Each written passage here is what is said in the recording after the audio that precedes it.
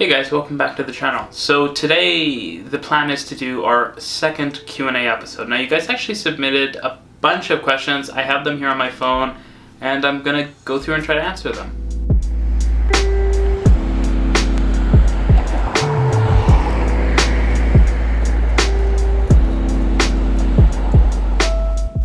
Okay, so the first question is, aside from the downtown relief lines and Ontario line, what subway and heavy rail lines do you believe that we should have as our kind of next priority, our second priority, our third priority?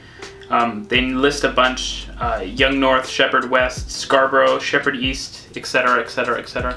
I think Sheppard West makes a ton of sense. A lot of people, I think, share my opinion who are actually in transit, because having a direct connection with the Wilson Yard for the Sheppard line would be just kind of a operational convenience. It would be good in that way. Also, you could probably have a direct rail connection, like an extra track that ran straight to the yard, so you could literally deploy trains from Wilson Yard straight onto line 4, and that would be an awesome kind of addition. Beyond that, I know it's probably never going to happen, but a line 2 extension to the airport, Andy Byford talked about that a bit. I think that would be really cool, having a subway line out to the airport, a lot of capacity.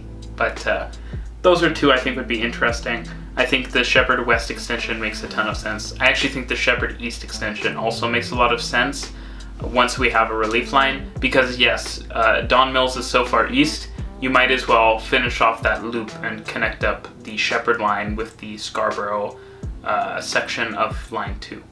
Okay, so next question is, could you do a station focus on Midland and Ellesmere? Well, we actually did do a station focus on Midland. A lot of these questions, I guess, came in before we had released it, but yes, we've done one on Midland. We'll probably do one on Ellesmere. We're living more in East Toronto now, so it's easier for us to get out to the Scarborough RT. So yeah, we'll probably do station focuses for all the RT stops in the near future. Next question is, what are your thoughts on the vision systems being implemented on the buses? Do you like the old system or the new one better? Well, frankly, I think for passengers, right now there's not a huge difference. Yes, there are some pronunciation issues on some words, etc., but I'm sure they'll be fixed. That's existed for a long time. So those issues will kind of go away as time passes. I think the vision system is technically better, from what I recall. So that's definitely a positive. It also kind of enables the nice LCD kind of flat screen displays that can actually show maybe the next several stops, and they can tell you connections. So I think the vision system is good, and yeah, it makes sense to upgrade our PA/information systems in our buses. So next question, another interesting one, is what are your opinions on line 3 in Toronto? What do you think is the best course for the line? So we kind of highlighted this in our one-stop Scarborough subway video. We'll link it up in a card here.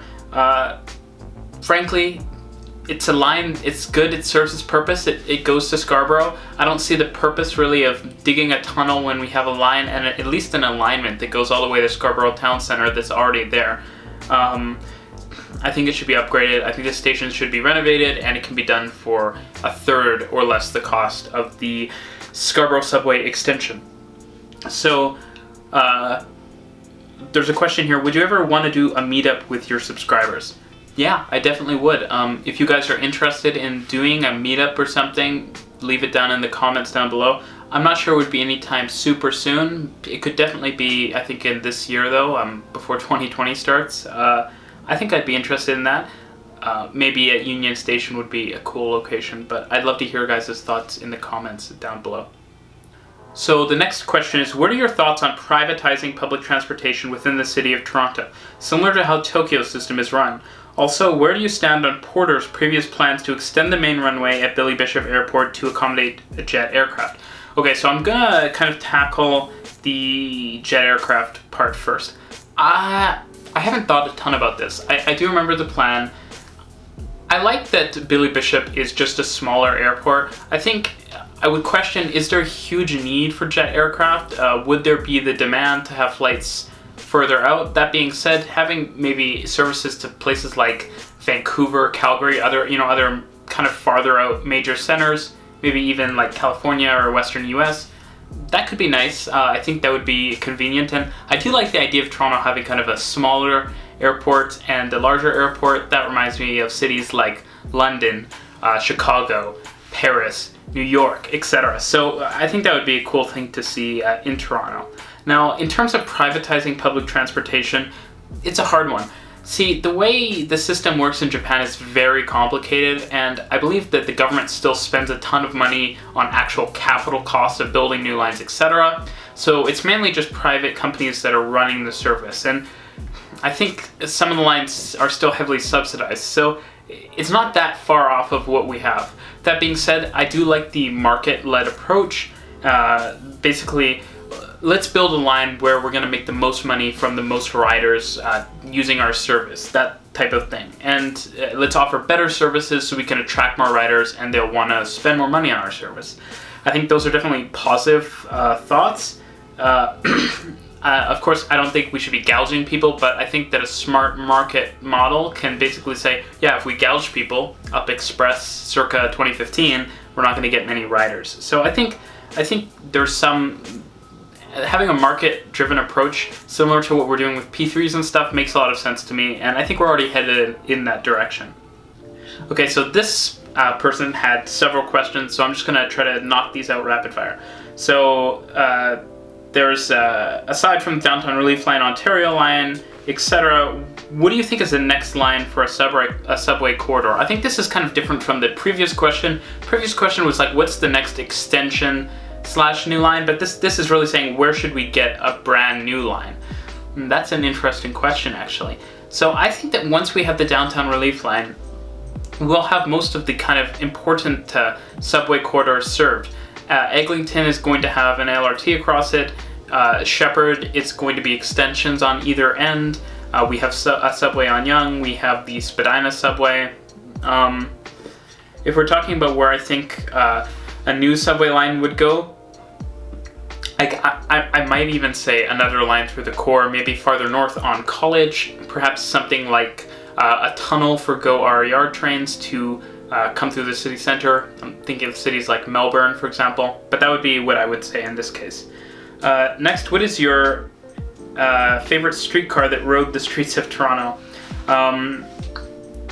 I really like the design of the newest streetcars. I do have my qualms with them. I think everyone does, but I think they look significantly nicer than any of the older ones.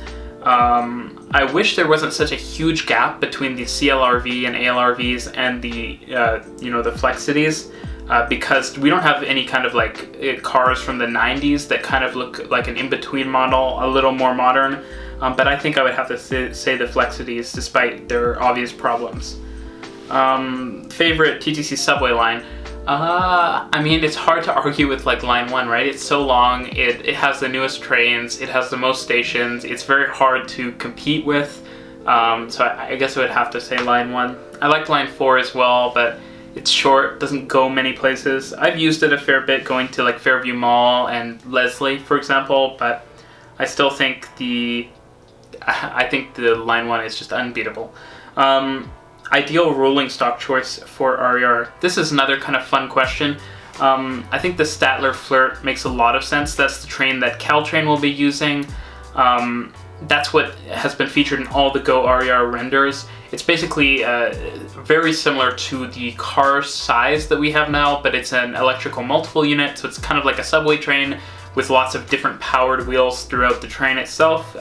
It would come in kind of 4 sets, so you would link up 3 4 sets to make a 12-car train. I think that's a great option.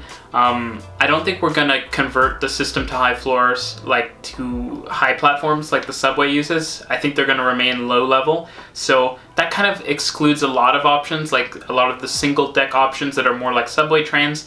I honestly don't think that's a huge issue. We could technically have 3 doors on the lower deck of a GO train right now, and that would probably be sufficient in terms of on-off capacity. So yeah, I think the Statler Flirt makes a lot of sense. I like a lot of Statler's trains. Not the Flirt, the Kiss. The Kiss is the double-deck one. I like the Flirt as well, though. I think Statler makes really nice looking trains. They look super modern, so I think kind of any of their trains would be really nice for RER. So the Next question, there's a lot of sub-questions here. Some of the negative design characteristics of Ion, like bad signal priority, longer than anticipated trip times, etc., will be replicated on other LRTs. Do I think any of these lines have challenges that Ion didn't have? So yes and no. I think that these lines will all probably perform better. Well, Hamilton might be interesting because Hamilton has some kind of odd on-street sections, but for Hurontario and Finch West, they're not like Ion. They don't have the split sections. They're kind of a straight shot down the corridor with 2 tracks the whole way. They're more consistent along the length of them, like in terms of station spacing and the style of stations, the locations. So I think they'll actually be simpler. Perhaps integrating Finch West with the subway will be a bit of a challenge. Don't think it's a huge challenge. I'm very excited for it. I think Hurontario, the challenge might be that it's super successful, and Mississauga needs to do its next LRT line, and it's not going to have the money to because Hurontario has taken forever to get off the ground. I think that's a problem, potentially. But I'm super excited for the LRTs, and I think they can only go as well, if not better than Ion.